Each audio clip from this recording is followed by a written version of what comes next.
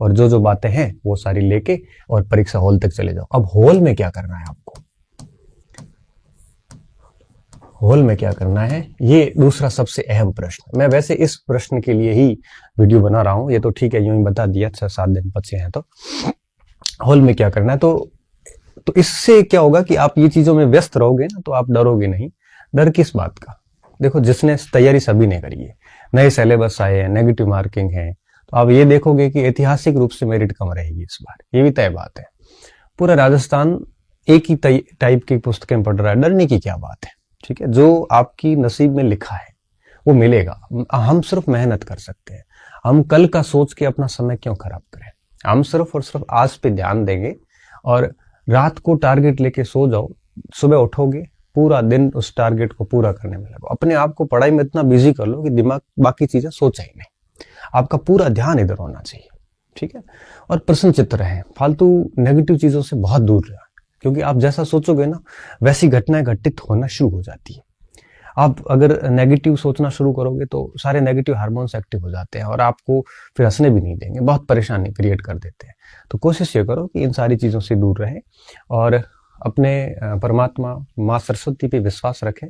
आपने जिस लेवल की मेहनत की है आपको वो चीजें मिलेगी, आप यकीन रखिए अपने आप पे। और इस बात को मैं ऐसे हवाई नहीं बोल रहा हूँ, ये बहुत ही व्यक्तिगत अनुभव के बेस पे बोल रहा हूँ, ठीक है। आपने जिस लेवल की मेहनत की है, जिस ईमानदारी से मेहनत की है, आपको उतना मिलेगा। आप उन परिणाम को सोच के अपने आप को डिप्रेस ना करें, आप सिर्फ इतना ध्यान में लाएं कि मुझे परीक्षा तक अपना 100% देना है, कहीं कोई गुंजाइश कमी की नहीं रहनी चाहिए। बाकी क्या ज्यादा सोचोगे तो रात को नींद नहीं आएगी वगैरह वगैरह। वैसे मुझे भी पता है कि परीक्षा होती थी तो मुझे भी नींद नहीं आती थी 7-8 दिन तक, ठीक है, आधा घंटा 2 घंटे 3 घंटे सो लिए, सोने पे भी नींद कहाँ थी, बस सो रहे थे, नींद नहीं थी। लेकिन एग्जाम के बाद सब रिलैक्स हो जाता था, तो नींद नहीं भी आती तो भी कोई बड़ा इश्यू नहीं। हाँ, अगर स्ट्रेस डिप्रेशन जैसी स्थिति, एंजाइटी जैसी स्थिति है तो खराब है, ज्यादा सोचे नहीं, बस अपने आप को पढ़ाई में व्यस्त रखें, क्योंकि दिमाग जैसे ही खाली होगा वैसे ही वो सोचना शुरू कर देता है। तो खाली ना रखे, इसको व्यस्त ही रखें। दूसरी बात है हॉल में आपका क्या व्यवहार होना चाहिए, ठीक है। हॉल में सबसे पहली बात, आप जितनी भी फॉर्मेलिटीज है OMR की, वो फॉर्मेलिटीज बहुत ध्यान से भरें, ठीक है, पूरा ध्यान रखें। फिर वापस आप मैसेज करोगे मुझे, सर मैंने रोल नंबर गलत भर दिए, सर मैंने फोटो का वो गलत भर दिया, सर मैंने ये गलत भर दिया। मैं कह रहा हूं कि आप पूरा ध्यान से भरें, क्यों जल्दबाजी करते हो, फिर बहुत परेशानी होती है। एक OMR सीट की एक गलती पूरा पेपर बिगाड़ती है। फिर 3 घंटे पेपर होता है, 2 घंटे पेपर होता है, हर टाइम दिमाग में OMR की गलती घूमती रहती है। इससे अच्छा है कि एक एक चीज को ध्यान देके भरो, ठीक है ना। अच्छा, यहाँ एक और बात बता रहा था, बच्चे कई सारे कंफ्यूज चल रहे थे कि नया बजट पढ़ना है कि नहीं पढ़ना है। नया बजट पढ़ने की आवश्यकता नहीं है। क्यों? क्योंकि अभी पेपर सेट है, ठीक है, वो जनवरी 15-10 जनवरी तक का पेपर आएगा, इससे ज्यादा नहीं आएगा। तो ये जो नया बजट है इसको देखने की जरूरत नहीं है, नए आंकड़े काम के नहीं है। जो पुराने आंकड़े थे वही आपको याद रखने हैं, ठीक है। अगर ऐसा प्रश्न आ जाता है जो नए आंकड़ों के अनुसार आ जाता है तो डिलीट हो जाएगा। क्यों? क्योंकि पुराने आंकड़े जो है वो आपके उसमें साथ में होंगे, नए भी साथ में होंगे। तो पेपर सेटर नया पुराना वाला उत्तर मानेगा, मुझे पता है, और फिर नए वाले के बेस पे ऑब्जेक्शन लगेगा। तो आपको नया पढ़ना ही नहीं है, पुराने वाला चीजें पढ़नी है। हाँ, कोई चेंजेस हुआ, जैसे बाल गोपाल योजना की वार चेंज हुआ है, तो ऐसा कुछ चेंजेस याद कर लो, बजट के आंकड़े याद रखने की जरूरत नहीं है, ठीक है। मैं वापस इस पे आ रहा हूँ। तो OMR सीट को ध्यान से भरें, ठीक है, पहली बात। दूसरी बात, परीक्षा हॉल, परीक्षा के दिन कोई डिस्कस ना करें। परीक्षा का दिन जो आएगा उस दिन आप किसी से कोई चर्चा ना करें, मतलब परीक्षा देने तक तो कोई चर्चा ना करें। न बाहर गेट के बाहर बहुत सारे लोग चर्चाएं कर रहे होते हैं, उनसे दूर रहें। क्यों? क्योंकि कई बार ऐसा फालतू प्रश्न करके आपको डिप्रेशन में डाला जा सकता है। ऐसा प्रश्न निकाल के लाएंगे कि आप यूं ही टेंशन में आ जाएंगे, जबकि ऐसे प्रश्नों का कोई अस्तित्व नहीं होता सिलेक्शन में, ठीक है। ऐसा एक आधा खोद के बच्चे लाते हैं और उस प्रश्न के कारण आप तनाव में आ जाते हैं। तो इस प्रकार की सामग्री से दूर रहने के लिए परीक्षा के दिन विभिन्न प्रकार की चर्चाओं से दूर रहें आप, ठीक है। इसके अलावा एग्जाम देने जाते हो तो कब तक पढ़ना है आपको, मैं वो भी बता देता हूँ। आप परीक्षा शुरू होने से आधा घंटा पहले तक भी पढ़ सकते हैं, लेकिन क्या पढ़े, जैसे आपने कोई शॉर्ट में तालिका बनाई है, जैसे जनसंख्या के आंकड़े आपने लिखे हैं, या फिर आपने कोई मनोविज्ञान के सिद्धांत लिखे हैं, या ICT के कोई फॉर्मूलाज हैं, ऐसे शॉर्ट जो भी पेजेस वगैरह है, कुछ पेजेस आप अपने साथ रख के पढ़ सकते हो, ठीक है। ऐसा नहीं हो कि 5-7 किताबें लेके परीक्षा हॉल के आगे चले जाओ, ऐसा नहीं करना है। आपकी पढ़ाई जो है वो परीक्षा से एक दिन पहले शाम को, रात को 10 से 11 बजे तक जब तक आप पढ़ते हो तब पूरी हो जानी चाहिए। फिर सुबह उठ के आप ऐसे कोई पेजेज या शॉर्ट में कोई नोट्स या फॉर्मूलाज वगैरह याद रखना चाहते हो तो ऐसे 4-5 पेज ले सकते हो, किताब में आपको साथ में नहीं रखनी है, ठीक है। शॉर्ट में पेजेस वगैरह आराम से 5-7 पेज, सुबह सुबह 15 पेज निकाले जा सकते हैं, वो आप पास में रख सकते हो। तो परीक्षा के दिन चर्चा नहीं करनी, शॉर्ट पेजेस पढ़ सकते हो, ओएमआर शीट ध्यान से भरनी है, ठीक है। इसके अलावा परीक्षा भवन के अंदर विक्षक से कोई लड़ाई झगड़ी नहीं करनी है। विक्षक को कभी भी, विक्षक से कोई बहस वगैरह मत करो, ठीक है। अगर कोई विक्षक आपस में दो बात करते हैं, जनरली समस्या आती है या घड़ी नहीं होती है तो हम लड़ पड़ते हैं। लड़ना नहीं है, उसको आग्रह पूर्ण कहना है कि देखो ये स्थिति है, हमारे लिए करियर का सवाल है, तो प्लीज आप शांति बनाए रखें। ऐसा शांति से कहोगे तो वो भी शांत हो जाएंगे, ठीक है। ऐसा लड़ना नहीं, हमें लड़ोगे तो मानसिक अशांति आपको होगी, विक्षक को तो कोई फर्क नहीं पड़ेगा, वो अपने 500-700 रुपए लेके घर चला जाएगा। इससे अच्छा है कि उसको पोलाइटली उसके रिक्वेस्ट कर लो कि थोड़ा सा ध्यान रखें। तो लड़ना झगड़ना नहीं है। परीक्षा हॉल के अंदर ऐसी कोई नकल वकल का काम नहीं करना है, किसी से पूछो करो, इससे समय मत खराब करो आप, ठीक है। इससे अच्छा है आप अपने पेपर पे ध्यान दें, किसी की भलाई के चक्कर में आप मारे जाओगे। बेहतर है आप बिल्कुल स्वार्थी बन जाए ऐसी स्थिति में। अब आती है बात पेपर की। जब पेपर आता है तो पेपर को इस तरह से मैं हर बार कहता हूँ फिर दोबारा कह रहा हूँ, जैसे मेरे पास ये पेपर है, ये 2 पेज है। हम क्या करते हैं, पेपर पैक होता है, हम ऐसे करके फिर उसमें ऐसे देखते हैं। ऐसे देखने से क्या 2-4 सवाल दिख जाते हैं, फिर उनमें से अगर एक नहीं आ रहा है फिर पूरे दिमाग में वो सवाल घूमता रहता है, इसका उत्तर क्या है, इसका उत्तर क्या है, फिर वो टेंशन आ जाती है, यार मेरे को तो आ ही नहीं रहा है। तो इस प्रकार से ना देखें, प्रश्न को हमेशा ध्यान रखें। अपना टाइम मैनेजमेंट के अकॉर्डिंग क्या करना है, आपको प्रश्न जैसे पेपर खुलता है उसके बाद में पहले से लेकर 150 तक प्रश्न नहीं देखने हैं। आपको क्या करना है, जैसे मान लो कि सबसे पहले शैक्षणिक परिदृश्य आ गया, उसके मान लो 30 प्रश्न है, मान लेते हैं, तो आपको 30 प्रश्न जो है पहला प्रश्न ही करना है, दूसरा देखना ही नहीं। पहला करो, फिर दूसरा करो, तीसरा करो, ऐसे करते करते आपने शैक्षणिक परिदृश्य के 30 सवाल जो है वो अच्छे से टिक कर दिए, ठीक है। टिक करने के बाद में वो 30 सवाल ओएमआर शीट में भर दो, ठीक है, उसी समय भर दो। फिर इसके बाद मान लो आगे साइकोलॉजी, मान लो 20 सवाल आए उसके, फिर साइकोलॉजी के 31-32 ऐसे करके देखो। मतलब ये है कि पहला प्रश्न देख रहे तो दूसरा मत देखो, ठीक है। ऐसे करते करते 1 से लेकर 150 तक आ जाओ। बीच में से उठा उठा के मत करो आप। हाँ, ये बात है कि अगर आपको लगता है कि नहीं मुझे सबसे पहले साइकोलॉजी करनी है, तो आपको साइकोलॉजी जैसे 120 नंबर पे मिलती है तो ठीक है, सीधा 120 पे चले जाओ। 120 से 150 तक के सवाल पेपर में सॉल्यूशन कर लो और फिर है वो ओएमआर शीट में अपना ध्यान से भर दो उसको। ओएमआर शीट भरने में भी ध्यान रखना है आपको। तो इस तरह से आपको क्या करना है, ओएमआर शीट और प्रश्न दोनों, आगे के प्रश्न नहीं देखने, हमेशा जिस प्रश्न पे हो उसी प्रश्न को ध्यान से पढ़ो। मुझे अच्छे से याद है कि एक बार किसी पेपर में मेरा टाइम मैनेजमेंट बिगड़ गया था, मुझे याद नहीं कौन सा पेपर, शायद सिविल सर्विसेज का था 2012-13 का। तो मैं शायद 90 प्रश्न देख पाया था और उसमें अटेंड कर पाया था। 4-5 प्रश्न मैं लास्ट वाले देख भी नहीं पाया, क्योंकि मैं कभी भी पहला प्रश्न करता हूं तो दूसरा नहीं देखता हूं। मैं घर आके वो 10 प्रश्न देखे कि पीछे ये सवाल थे, क्योंकि मेरा टाइम पूरा हो गया, मैं 90 तक ही पहुंच पाया। 90 थे या 95 थे, 96 सवाल नहीं देखा मैं। क्यों? क्योंकि मैं हमेशा पहले से दूसरे पे आता हूं, मेरे दिमाग में सिर्फ वो एक सवाल ही रहता है।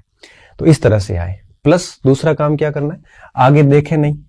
दूसरा काम क्या करना है, ओएमआर शीट जब प्रश्न आप करते हो तो ओएमआर शीट को भरते समय भागवार भरो। भागवार कैसे, जैसे राजस्थान का इतिहास था वो पूरा कर लिया, उसको भर दो। राजस्थान का भूगोल किया, उसको भर दो। संस्कृति की, उसको भर दो। पॉलिटी की, उसको भर दो। हिंदी कर दी, उसको भर दो। भाग समझते हो आप? भागवार भरोगे तो क्या है कि दिमाग पे प्रेशर नहीं पड़ेगा और आप एक भाग करने के बाद आपको थोड़ा सा राहत महसूस होगी, चलो कि ये भाग हो गया, अब आगे के भाग पे ध्यान देते हैं। ठीक है, तो इससे लोड नहीं आता और आप धीरे धीरे आगे बढ़ते बढ़ते 150 तक आ जाते हो। तो आपको क्या करना है, भागवार ओएमआर शीट भरनी है और आगे के प्रश्न नहीं देखने, जिस प्रश्न पे हो उसी प्रश्न पे देखो। अच्छा, कौन सा भाग पहले करना, कौन सा बाद करना, ये आपके ऊपर है। वैसे मैं तो मेरे हिसाब से प्रश्न संख्या 1 से शुरू करता था, और कोई आप भी ऐसा करते हो तो कोई फर्क नहीं पड़ता, आप कैसे भी शुरू कर सकते हो। करने तो सारे आपको ही है, भले पहले करो भले बाद में करो। ठीक है, ये बात होगी। और छठा और सबसे आखिरी बात, ये तो पेपर अटेंड करने का मैं तरीका बता रहा था आपको। अब बात आती है कि नेगेटिव मार्किंग से कैसे बचें। नेगेटिव मार्किंग से बचने के लिए आपको 3 चीजें करनी पड़ेगी। नेगेटिव मार्किंग जो है, ये सबसे पहले किसी भी प्रश्न को आप कम से कम 3 से 4 बार पढ़ें, चाहे प्रश्न सरल हो चाहे हार्ड हो, 2 से 3 बार तो कम से कम पढ़ा ही पढ़े।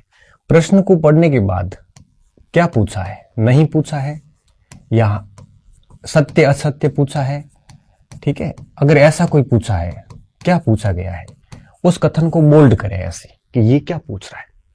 क्योंकि प्रश्न को 3-4 बार पढ़ने के बाद में प्रश्न की जो निकष है, मेन क्रक्स है, उसको बोल्ड करें, तो आपको पता चलेगा कि ये क्या कहना चाह रहा था, ताकि आप प्रश्न को पढ़ने में गलती ना करो। अक्सर बच्चे यहां गलती करते हैं। अब प्रश्न को 3-4 बार पढ़ने के बाद में एक काम ये भी करना है कि प्रश्न को दोनों भाषाओं में पढ़ें, ठीक है, अंग्रेजी में भी देखें, क्योंकि कई बार प्रश्न समझ में नहीं आता तो इंग्लिश की टर्म्स आपको समझ में आ जाती है। तो अंग्रेजी और हिंदी दोनों में प्रयास करें कि प्रश्न को पढ़ें, ठीक है, और उसके बाद में सत्य असत्य नहीं है, क्या पूछा है वो कर दे ब्लॉक। उसके बाद में कोशिश ये करें कि जो प्रश्न है उसके चारों ऑप्शन के ऊपर आपका प्रवेश पत्र रख लें, ठीक है, और प्रश्न पढ़ने के बाद उत्तर निकालने की कोशिश करें। याद करें, अगर उत्तर दिमाग में सीधा ही आ जाता है और ऑप्शन वो पढ़ा है तो ठीक है, कर लो उसको। अगर ऑप्शन याद नहीं आ रहा है तो फिर आप वो 4 ऑप्शन को देखें प्रवेश पत्र हटा के, और उसके बाद में एलिमिनेट करें, ठीक है। उसके बाद में क्या करें, एलिमिनेट करें। एलिमिनेट कैसे करना, जैसे मान लो ए, बी, सी और डी, अगर सीधा उत्तर आ जाता तो सीधा कर दो, नहीं तो सीधा आने तो भी आप ये करो, जैसे सी हो नहीं सकता, ये डी हो नहीं सकता, ए हो नहीं सकता, फिर बी कर दो। इसे कहते हैं 3 विधि, इस विधि को कहते हैं एलिमिनेट विधि। ये 3 एलिमिनेट करके चौथा उत्तर अपने आप निकल गया। इसमें क्या होता है, कॉन्फिडेंस आता है। आप एक सवाल ऐसा करके जब दूसरा करोगे ना, तो अंदर से एक अलग टाइप की फीलिंग आती है कि चलो पहले वाला मेरा सही हो गया, चाहे वो गलत हो रहा है, फिर भी आपको अलग से कॉन्फिडेंस, अंदर से गजब तरीके का कॉन्फिडेंस आता है। तो हर प्रश्न को इस टाइप से करो आप, ठीक है, एलिमिनेट विधि। और अब देखो, तो नेगेटिव मार्किंग से बचने का एक ही तरीका है, प्रश्न को 3-4 बार पढ़ो और हिंदी और अंग्रेजी दोनों भाषाओं में पढ़ो, और साथ में एलिमिनेट ऑप्शन रखो। आप पहले ऑप्शन देखो ही मत, ऑप्शन नहीं देखे, प्रश्न पढ़ा 2-3 बार, सीधा उत्तर सोचो, अगर आ रहा है उसमें है तो उसके बाद में 3 ऑप्शन एलिमिनेट करके जो आपके दिमाग में आया फाइनली वही कर लो आप। अगर आपको ऑप्शन बिना देखे उत्तर नहीं आ रहा है तो पेपर हटाओ और चारों ऑप्शन को एलिमिनेट करके इस तरह से उत्तर निकाल दो। आप पहले से लेके लास्ट तक ऐसे ही चलो, ठीक है। और सबसे खास बात, अगर चारों विकल्प नहीं आ रहे हैं, अगर चारों विकल्प नहीं आ रहे हैं, एक भी एलिमिनेट नहीं हो रहा है आपसे, तो फिर उस प्रश्न को आप रेड गोला कर दो, उस पे समय बार बार खराब ना करो। क्यों? क्योंकि उस प्रश्न पे ऐसे असभ्य तुक्के मत लगाओ। आप लोग क्या करते हैं, कई बार ऐसे देख के कर लेते हैं कि हो जाएगा, ऐसे 3-4 सवाल आप करके आते हो, ये तो फिर वही है कि आप अपना ही नुकसान कर रहे हैं, ठीक है। अगर आपको 3 विकल्प नहीं आ रहे, मतलब इनमें से एक ही एलिमिनेट हो रहा है, 3 का आपको कोई पता नहीं है, देखो 4 ही एलिमिनेट नहीं हो रहे हैं तो बिल्कुल छोड़ दो। अगर 3 एलिमिनेट नहीं हो रहे तो भी उसको प्रश्न को छोड़ दो, आप ऐसे प्रश्न ना करें। अगर 2 एलिमिनेट हो रहे हैं, जैसे बी और जैसे ए और डी पक्का नहीं है, अब सी और बी में है, तो ऐसे प्रश्न तो कर ही ले आप, फिर तो रिस्क तो लेनी पड़ेगी। और अगर 3 एलिमिनेट हो रहे हैं, ऐसे करें। तो प्रश्न करने कौन से हैं पेपर में, या तो 2 ऑप्शन आप एलिमिनेट कर पा रहे हैं, या तीनों एलिमिनेट करके एक ऑप्शन बच रहा है आपके पास, ये तो पक्का सच उत्तर निकलेगा, और इसमें फिर आपकी आधी उसमें प्रोबेबिलिटी रहती है। तो ऐसे सारे प्रश्न कर ले, ठीक है, जितने भी आ रहे हैं आपको सारे कर ले। तो इस तरह से तुक्के में भी थोड़ा सा ध्यान रखें कि अगर 2 ऑप्शन कंफर्म हो आप कि नहीं है तो वो कर लो। अच्छा, ऐसा कोई प्रश्न जो आपने कभी सुना ही नहीं है, तो जब प्रश्न ही नहीं सुना है तो आप एलिमिनेट कर ही नहीं पाओगे। ऐसा प्रश्न कभी अटेंड ना करें। देखो, वहां पे इमोशंस से ना सोचें, या दिमाग का काम लें। अगर आप दिल से करोगे, भावनाओं में बह के उत्तर निकालोगे, तो फिर आप 10-15 गलतियां कर दोगे, और चयन होने में और फेल होने में सिर्फ इतना ही फर्क होता है, ठीक है। तो इस प्रकार की गलती ना करें। एलिमिनेट मेथड हमेशा अपनाएं, क्योंकि इसमें जल्दबाजी की कोई गुंजाइश नहीं रहती। अंग्रेजी और हिंदी दोनों में पढ़े, चाहे आपको इंग्लिश नहीं आ रही तो भी पढ़े, क्योंकि नोट तो नजर में आएगा कम से कम। प्रश्न को 2-3 बार, कम से कम 2-3 बार, 4 बार पढ़ते और भी बढ़िया, 2-3 बार पढ़े ही पढ़े। और सबसे महत्वपूर्ण और सबसे आखिरी और सबसे महत्वपूर्ण बात कि इतना करने के बाद फिर आपको बबल्स भरना है, और गोला भरते वक्त पूरा ध्यान रखना है। कोई जल्दबाजी ना करें कि डी ये आ रहा है तो उधर चला के डी भर दो, यहां पे बिल्कुल समझदारी रखें, और इस तरह से 1 से 150 तक चले आए, ठीक है। और जो रेड पेन ये ऑप्शन है, इनको मत छेड़ें आप, इनको बिल्कुल टच भी ना करें। क्यों? क्योंकि ये आपको नुकसान ही देंगे, फायदा नहीं दे सकते। 3 ऑप्शन नहीं आ रहे, आपको एक ही आ रहा है, एक है कि नहीं, उस 3 में से कैसे तुक्का मारोगे आप? ऐसी गलती है वो न करें। और सबसे एक महत्वपूर्ण बात मैं और बताना चाह रहा था, जैसे कोई सन पूछा गया है, ठीक है, सन पे कभी तुक्का ना मारे, क्यों? कोई पता नहीं। जैसे परिभाषा पूछ ली, इस पे कभी तुक्का ना मारे, क्यों? क्योंकि क्या पता किसकी परिभाषा है। ऐसे कोई तथ्य पूछे जाते हैं, गहरे तथ्य, कृपया करके ऐसों पे कभी तुक्का ना मारे। अगर आपके अंदर बहुत ज्यादा ही खलबली मची हुई, नहीं एक तो तुक्का मारूंगा, तो फिर कहां तुक्का मारे? जहां विश्लेषणात्मक प्रश्न हो, है ना, विश्लेषणात्मक प्रश्न पे आप तुक्का लगा सकते हैं। जैसे कौन से कथन सही नहीं है, 4 कथन आगे, साइकोलॉजी में विश्लेषणात्मक ज्यादा आते हैं प्रश्न। ऐसा कोई कंसेप्चुअल प्रश्न आता है जहां तथ्य नहीं पूछा गया, आप मेरी भावनाओं को, बात को समझना, जहां कंसेप्ट पूछे गए। जैसे मान लो मेरा पूछ ले, मैं मेरे पे उदाहरण देता हूं। जैसे पूछे कि मेरा जन्मदिन है, जैसे आ गया 3 जुलाई, 4 जुलाई, 5 जुलाई, 6